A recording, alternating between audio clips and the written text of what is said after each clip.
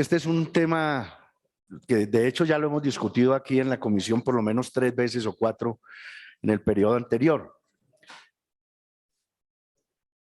que es sumamente importante porque busca llenar un vacío que quedó, doctor Humberto, en la constituyente del 91.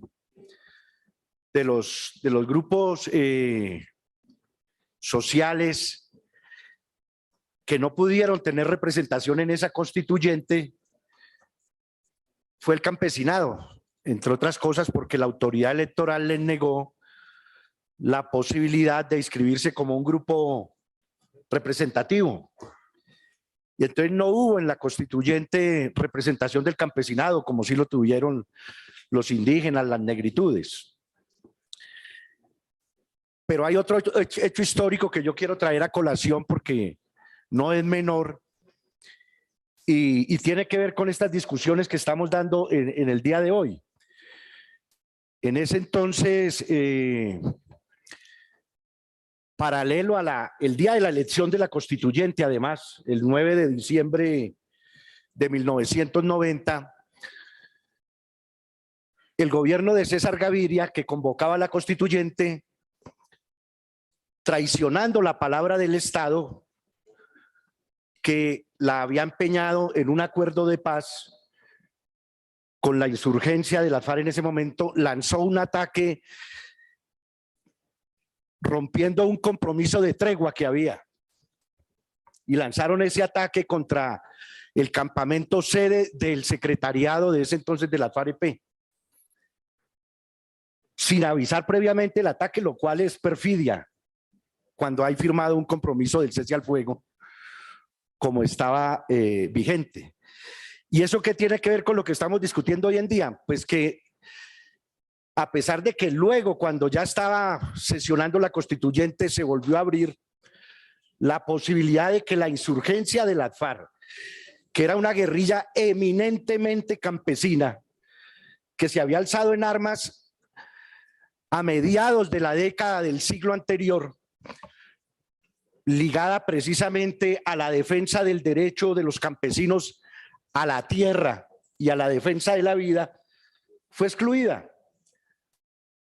Viajó, doctor Humberto, usted no me dejará mentir, una delegación de la Asamblea Constituyente, luego de que ya se había producido el ataque a los campamentos de Casa Verde, y se había presentado una toma de la Embajada de Venezuela por parte de unas unidades de la guerrilla, a entrevistarse con la delegación de paz que había de la coordinadora en ese momento en Caracas. En Caracas. Uno de esos integrantes es el senador que nos acompañó hasta el periodo anterior, el senador Marulanda. Y al regreso de esa entrevista traía la propuesta de que se escuchara en las sesiones de la asamblea al comandante de las FARC, un dirigente campesino que se había alzado en armas, Manuel Marulanda Vélez. Y desafortunadamente, y ese hecho no quedó incluido en el informe de la Comisión de la Verdad, hubiese sido muy interesante, no se quiso escuchar la voz de ese dirigente campesino que había sido obligado por la violencia a alzarse en armas.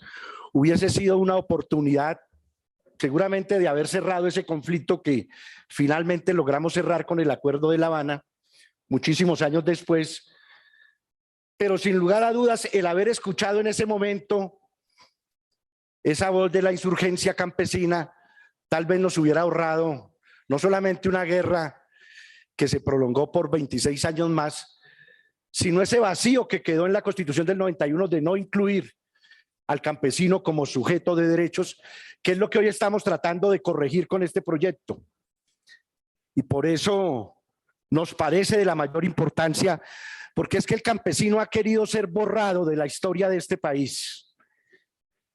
Porque detrás de ese querer borrar al campesino de la historia del país, se esconde una forma y una concepción de lo que debe ser la propiedad, la tenencia de la tierra, y tiene que ver con rezagos, con remanencias que arrastramos nosotros del modo de propiedad feudal de la tierra que hay en Colombia. Y voy a leer aquí unos datos que no son sacados del manifiesto comunista, senador, sino del censo agrario del 2014, del DANE.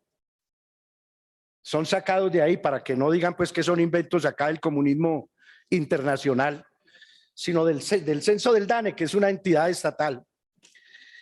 Y dice lo siguiente, voy a permitirme leer para no caer en ningún hierro, presidente.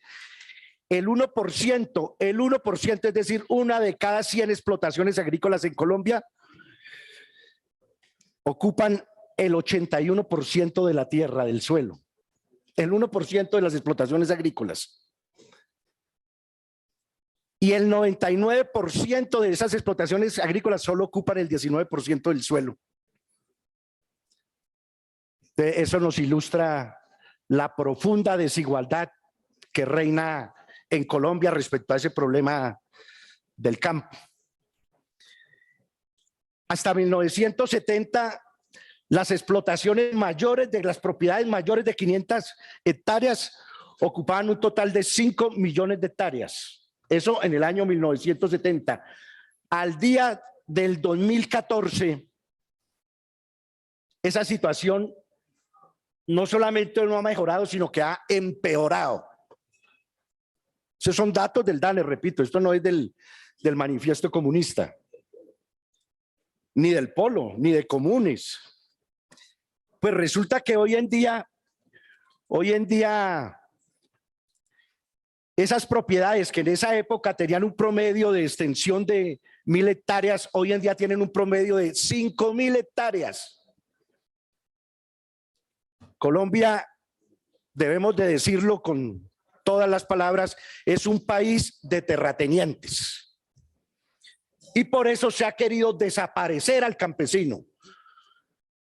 Incluso en ese mismo censo agrario que estoy leyendo no hablan de campesinos.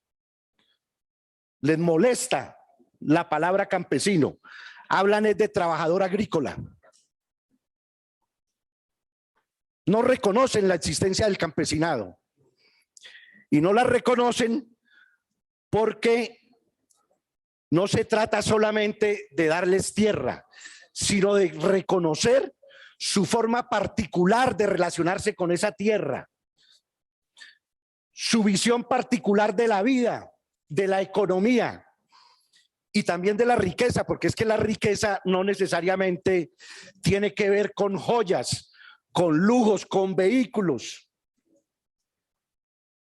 Esa es una concepción de la riqueza, seguramente válida, pero hay otras formas de riqueza que son igualmente válidas. Vivir en armonía con la naturaleza, tener su pequeña parcela, producir de manera familiar, tener sus propios animales. Eso es considerado una riqueza infinita por el ser campesino. Lo que pasa es que a nosotros que nacimos en medio de 4 paredes y nos enseñaron a creer que la riqueza se tasa en miles de millones de pesos, que la riqueza se tasa en ese desarrollismo representado por las maquinarias y las grandes construcciones, creemos que todo el mundo piensa así, resulta que no.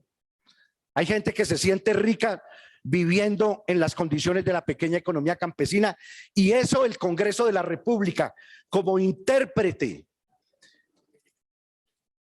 de toda la nación, debe reconocerlo.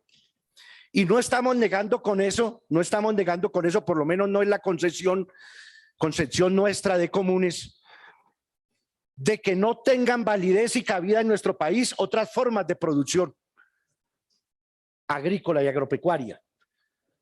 Nosotros somos un país privilegiado.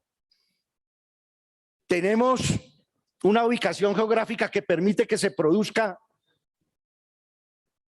prácticamente los 12 meses del año, todo el tiempo, porque tenemos además diversidad de pisos térmicos.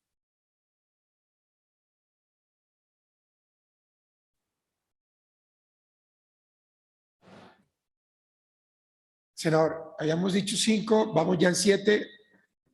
Le agradezco que podamos lograr concluir lo adicional de tiempo, por favor. Gracias, presidente. Tenemos una reserva de 40 millones de hectáreas y caben absolutamente, porque además tenemos distintas condiciones topográficas, por lo menos 3 modalidades de producción, senadores y senadoras, desde la pequeña economía campesina hasta la producción agroindustrial y también la economía de escala. Esa es, si me preguntan, la visión de Comunes. Es decir, no estamos negados y cerrados a otras formas de producción en el campo, pero no tiene que ser desconociendo la existencia de los campesinos.